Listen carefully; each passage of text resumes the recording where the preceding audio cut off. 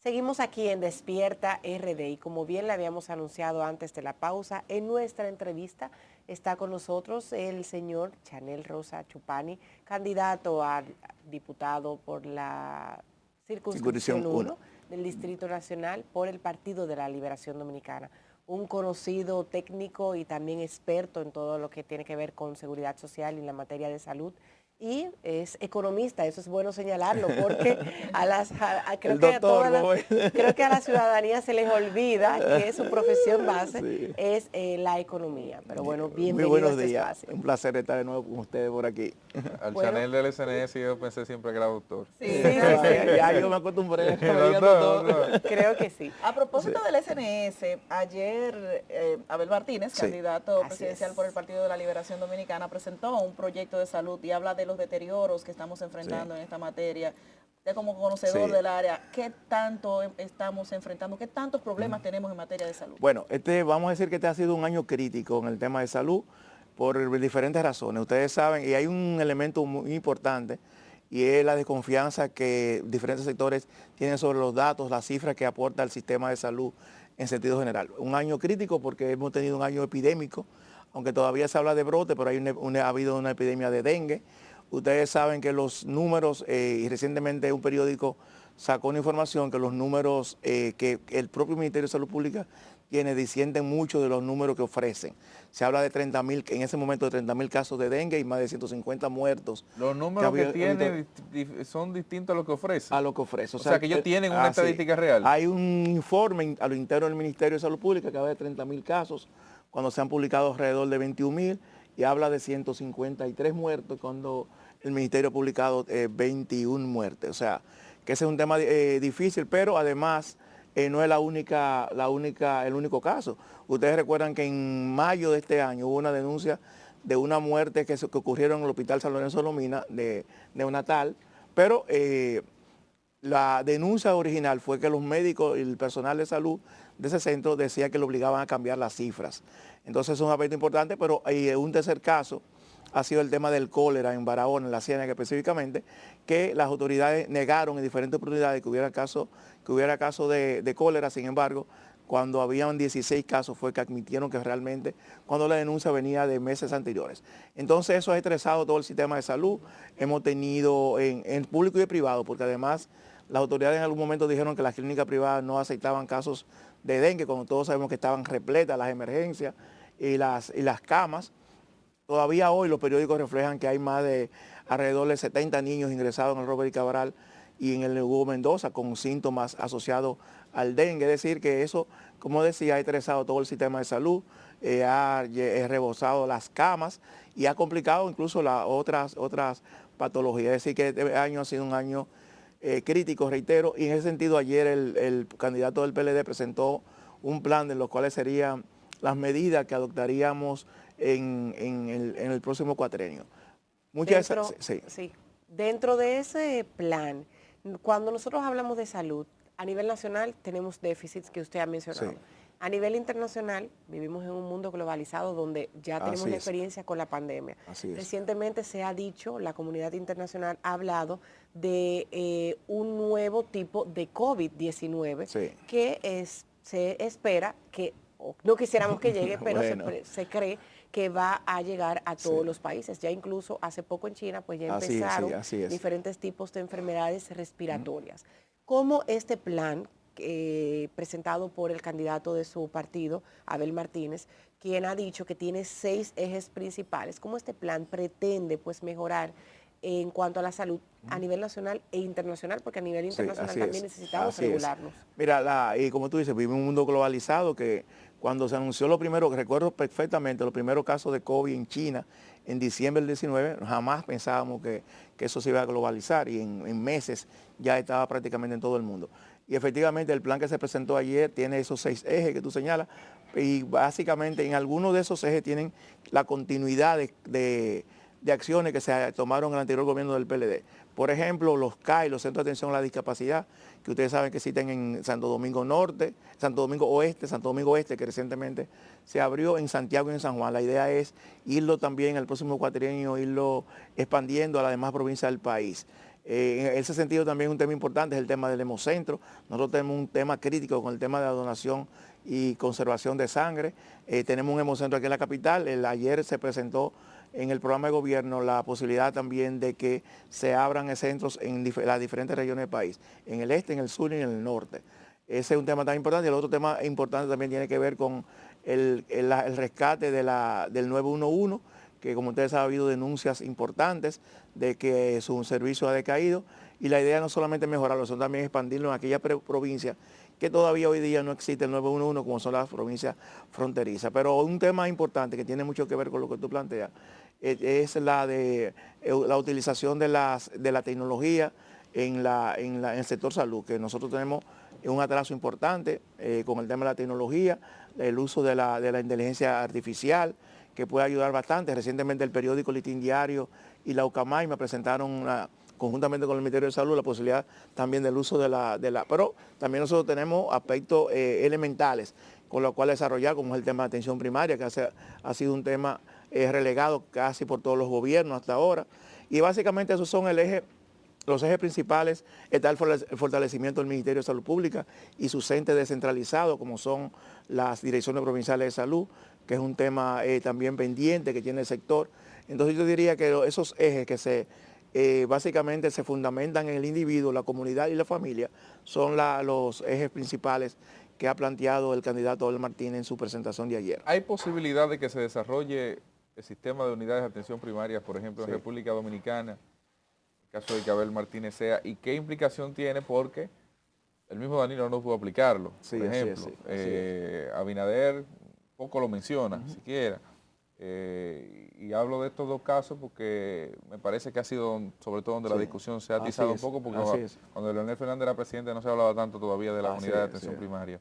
¿Es posible, es viable que esto...? Sí, claro, no solamente que es viable, es necesario. Ustedes saben que en el régimen contributivo de la Seguridad Social ha habido oposición de dos sectores fundamentalmente, las clínicas privadas, que se han opuesto al tema de atención primaria, y algunas sociedades médicas especializadas también, que se han opuesto conjuntamente al Colegio Médico Dominicano. Yo creo que llegó la hora de sentarse porque es un mandato legal. Las leyes, tanto la ley de salud como la ley de seguridad social, 8701, habla sobre la necesidad de implementación de la atención primaria como una estrategia fundamental, porque muchos de los problemas que tenemos hoy día, con congestionamiento de los hospitales, etcétera, pudiesen resolverse, por lo menos menguar su efecto, si nosotros tuviésemos centro de atención primaria. Para que la gente comprenda eso, ¿qué modelo, por ejemplo, de los que utilizamos siempre de referencia, es un modelo de atención primaria? Por ejemplo, no, prácticamente el español, por ejemplo, en España, en en Chile, por ejemplo, en Colombia, en Costa Rica, que es un sistema que ha funcionado durante años, y básicamente lo que se trata es de atención primaria. Hay atención primaria, claro que sí. Nosotros, por ejemplo, la idea es cuando una persona tiene vamos a poner un ejemplo, un dolor de cabeza, nosotros realmente vamos donde un médico súper especializado. Eso implica una consulta más costosa. Sin embargo, quizás es un problema que se pueda atender en un primer nivel de atención. En una policlínica, claro, por ejemplo, exactamente. Pero no tiene su contra, porque una de las quejas que siempre tiene la gente en el extranjero que le escucho es, perfecto, yo tengo atención de emergencia rápida, o sea, del problema al momento rápido. Ahora, si tengo que sacarme una muela, tengo que durar fácilmente 4 meses en algunas ocasiones. Muy buena pregunta. ¿Cómo manejaremos eso? Aquí nosotros hasta ahora no tenemos ese problema porque aquí vamos de una vez para y resolvemos, eso sí tenemos. No, claro, eso tiene un costo porque también... Claro, es mucho más costoso, claro, pero por ejemplo, yo te digo, la gente clase media baja, o que no tiene los recursos para pagar 5,000 pesos de diferencia en un médico especialista, tiene que también tiene que tener otras alternativas. La atención primaria no niega que tú puedas ir a un médico si tú pagas tus recursos.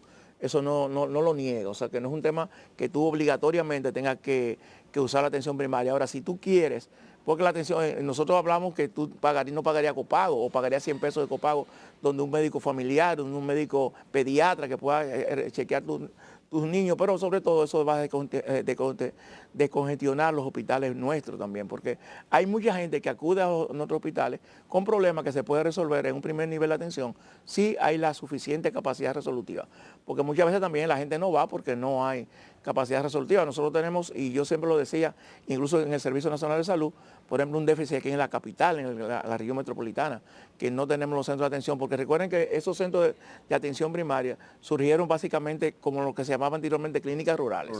O sea que su desarrollo fue más en aquella población, porque el país también era un país rural, que tenía un 60% de población que vivía en el campo. Entonces no hemos dado ese salto. También yo estuve en Boca Chica, donde hay una cliniquita, Sí, como le sí, dicen, sí. un centro de atención primaria, exacto. Y la gente se quejaba de que estaba sin funcionamiento, pese a que su estructura física Sí, está claro, en perfecto estado y exacto, está sí, equipada, claro. pero no hay No personal hay personal, médico. ese es un tema crítico también porque no...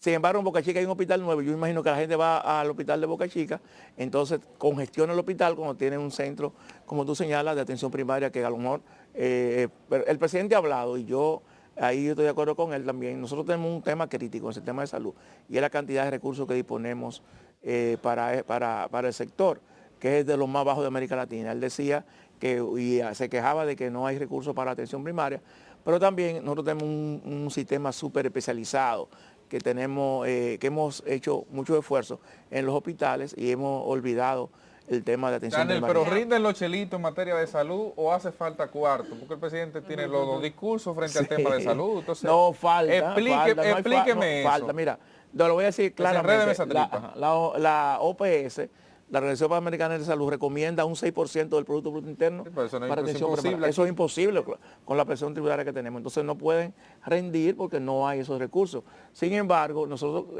tenemos menos de un 3%. En materia de salud. Nosotros somos los países más bajos, conjuntamente con Haití y Guatemala en América Latina, en inversión en salud. Entonces, claro que sí, que se necesitan recursos. Yo ese discurso del presidente no lo entiendo mucho, pues como tú dices, un día falta, otro día rinde, otro día sobran. La vez Todos pasada los hospitales se quejan de la disparidad en la distribución de los recursos. Hay unos que reciben muchos, hay otros que reciben pocos. ¿Cuáles son esos hospitales que para este año necesitarían un mayor No, presupuesto? prácticamente. Yo diría que prácticamente la mayoría de los hospitales reciben mucho menos recursos de lo que, sobre todo los grandes hospitales, que son los de capacidad resolutiva, que tienen a nivel nacional, son referencia a nivel nacional, necesitan obviamente más recursos. Ahora, esos recursos no tienen que ser necesariamente recursos físicos, sino también personal, equipamiento, etcétera. Hay mucho, y sobre todo, señores, mira, hay un tema crítico en este país, que es el tema de los medicamentos.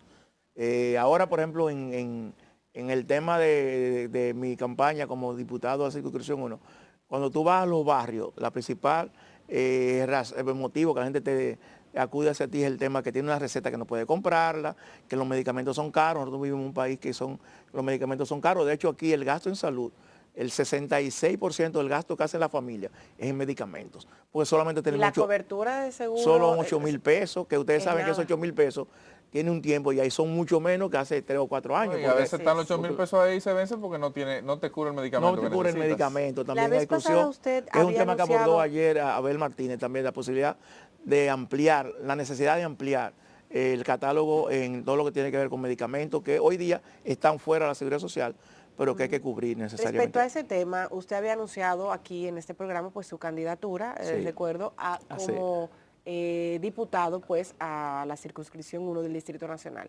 En esta ocasión quisiéramos que hablara un poco sobre sus propuestas, como bien usted acaba Sí. de iniciar. Mira, y la propuesta que nosotros tenemos están vinculados obviamente al tema de salud y seguridad social, que es el tema que nosotros hemos tenido experiencia, expertise durante muchos años. Y hay un tema también que ayer tocó el candidato Abel Martínez, que tiene que ver con el programa de medicamentos de alto costo, que también ustedes saben que este año ha habido mucha denuncia de quejas de personas que han tenido que esperar más tiempo de lo necesario. Y una propuesta que nosotros tenemos es la siguiente. Miren, ese programa surgió en el Ministerio de Salud Pública, en los gobiernos del Partido de la Liberación Dominicana, con dos finalidades. Para cubrir a aquellas personas que no estaban en la Seguridad Social y segundo, para cubrir medicamentos que la Seguridad Social no cubre. Medicamentos de alto costo, que en América Latina, de acuerdo al Banco Mundial, la segunda causa de empobrecimiento de la familia es la falta de un seguro de salud que cubra ese tipo de medicamentos. O sea, después de la pérdida de empleo, que es la primera causa, la segunda es esta. Pero ese programa no se sustenta en en una ley. Nosotros ese programa está sujeto a la voluntad de quien ejerza en ese momento el Ministerio de Salud Pública, y nosotros una propuesta que tenemos es la creación el establecimiento de una ley que ya establezca definitivamente ese programa y que lo blinde desde el punto de vista legal. Que esa ley establezca el financiamiento, establezca quiénes cubren, o sea, que no se deje a la voluntad o la discrecionalidad de quienes ejercen el cargo.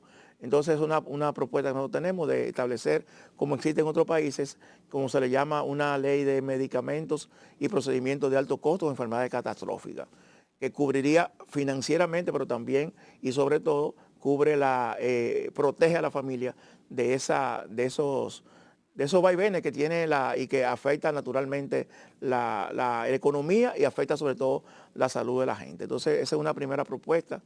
Nosotros tenemos, y otra segunda propuesta, y esto yo también lo he confirmado en nuestro caminar por los diferentes barrios, y ya lo sabíamos. Mira, nosotros tenemos un problema serio, y es que hay muchas personas, sobre todo mujeres, que no se incorporan al mercado laboral porque tienen que cuidar a alguien en el hogar. Una persona mayor, una persona que tiene una discapacidad severa, que está en una cama, y esa persona, el 74% son mujeres. Tiene que quedarse en el hogar cuidando a esa persona. Nosotros no tenemos una ley que proteja a esa persona, es lo que se llama cuidar al cuidador, que ustedes saben que en otro país existe, que se incorporan, y la idea es básicamente crear una ley donde esa persona se pueda incorporar a los planes sociales del gobierno, que esa persona que está ahí reciba los medicamentos en su casa. Ayer el candidato Abel Martínez habló precisamente de eso, de que el sistema de salud vaya a la casa, que no necesariamente la gente que no pueda tenga que ir al sistema de salud, sino que el sistema de salud se acerque. Entonces la idea es una propuesta también lo tenemos, es que se establezca mediante una ley un sistema de cuidado. Debo decir que este gobierno este año lanzó una experiencia piloto en Asua con ese tema, pero esa experiencia piloto solamente se quedó en el lanzamiento. No ha habido ninguna otra acción que demuestre que haya habido un avance importante. De hecho, reitero, quedó solo incluso el presidente trasladó a Asua, hubo el lanzamiento, pero no se ha ejecutado todavía. Le conozco las razones. Hay un proyecto de ley actualmente que penalizaría con 100 salarios mínimos accidentes de tránsito donde el motorista que esté involucrado esté calibrando. Sabiendo que una buena parte del gasto de República Dominicana en salud se va en personas que resultan afectadas por accidentes de tránsito. Los accidentes de tránsito, escúchame, tienen el mismo costo que nosotros le asignamos a educación, le cuestan al país los accidentes de tránsito, un 4% del PIB, sea en salud o en tema laboral, gente que no asiste, que presenta una discapacidad permanente, eso cuesta el 4% del PIB. Deme su visión sobre ese proyecto de ley. Es que a veces, miren, señores, es un futuro congresista. A veces nosotros tenemos también que plantear proyectos que puedan ser viables, o sea, que pueden tener muy buenas intenciones, pero quizás la viabilidad... Hablando de $1 millón de pesos en salario mínimo, 100 salarios mínimos. Pero hay que ver cómo... Es $1 millón de pesos. Porque es que la ley de tránsito actual también establece sanciones y penalidades que no se ha aplicado en su totalidad. Y hay que ver que se aplique esa ley, a ver si nosotros podemos tener una mejor... porque cada día vamos, señores, en temas de accidentes de tránsito, hay que ser tan humano, Chanel, con eso desgraciadito que andan en la calle, porque a veces uno dice, pero es mejor dejarlo que se desbaraten ahí. No, porque tú sabes que de eso no gente que es reincidente nada. A veces en temas como eso. Claro. Pero a veces yo voy en mi vehículo, me paran un policía para preguntarme si soy militar, si porto armas. Y en ese momento yo estoy detenido ahí, me pasan 5 motoristas sin casco, sin ningún tipo de 3 personas en un motor. Nosotros hemos tenido accidentes de 2 motores donde mueren 5 personas. Sí. Choque de 2 motores. Matemáticamente debería ser imposible. Claro, pero además que choquen 2 motores en una vía amplia y a veces uno lo ve en las redes, o sea, parece algo insólito. Antes de ayer, un motor de la Policía Nacional se fue en vía contraria y lo chocaron, exacto, en vía contraria. Así que lo que tiene que hacer es cumplir la ley. Imagínate, tú van en vía contraria. Eso pudo producir un accidente de mucho más. Afortunadamente no hubo lesiones mayores, pero pudo haber tenido Eso tiene que ver una mucho con la repercusión. Entonces tiene que ver también con el conciencia cumplimiento de la ley. Claro. Entonces, ese es un tema. Se queda muy bien el Bueno. 911, Chanel. Bueno, pues Ese gesto respondió. lamentablemente el tiempo se nos acabó. Sí. Gracias A por haber ustedes, estado con muchísimas nosotros. gracias. A Siempre ustedes, como hay siempre. temas bastante interesantes de que tratar y sobre todo cuando hablamos de salud. Muchas gracias. Y bueno, a a ustedes. todos ustedes, gracias por haber estado en sintonía, como siempre, de lunes a viernes, de 6 a 8 de la mañana con este equipo de Despierta RD. Les esperamos mañana a la misma hora y continúen con la programación de Telecentro.